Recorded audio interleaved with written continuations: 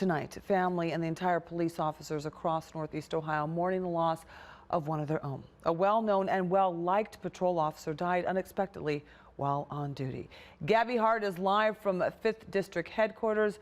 Gabby, what have you learned so far about this sad case?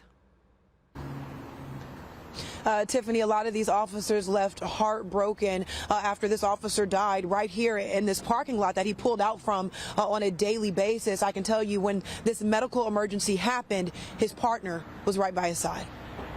53-year-old Cleveland police officer Victor Claudio clocked into work at the 5th District Police headquarters on Monday morning, just like any other day.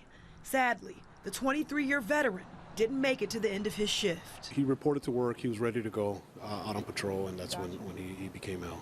Officer Claudio suffered some sort of medical emergency right in the parking lot, just as he and his partner were heading out to patrol. His partner was with him, and the officers immediately responded, immediately began working and providing first aid, which we're trained to do. And as you can imagine, difficult situation to do for a coworker. Claudio's partner and other officers started CPR and tried to save his life. Paramedics rushed him to the hospital, where doctors pronounced him dead. January 1st, 2024, marking his final end of watch. Condolences have poured in from all over, including Cleveland Mayor Justin Bibb, who thanks Claudio for his, quote, dedication to protecting the residents of the city of Cleveland. It's a very difficult time for our division. He's very dedicated to his community.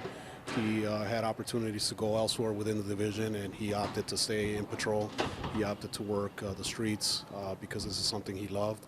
He grew up in the city of Cleveland and lived here all his life, and he gave everything to his community. It'll now be up to the Cuyahoga County Coroner's Office to determine the cause of death here. As far as funeral arrangements go, we haven't gotten any word on those yet, but of course, as soon as we learn more, so will you. Of course, all of us as well, sending our condolences to these officers and to that family. For now, I'm live in Cleveland. Gabby Hart, 19 News.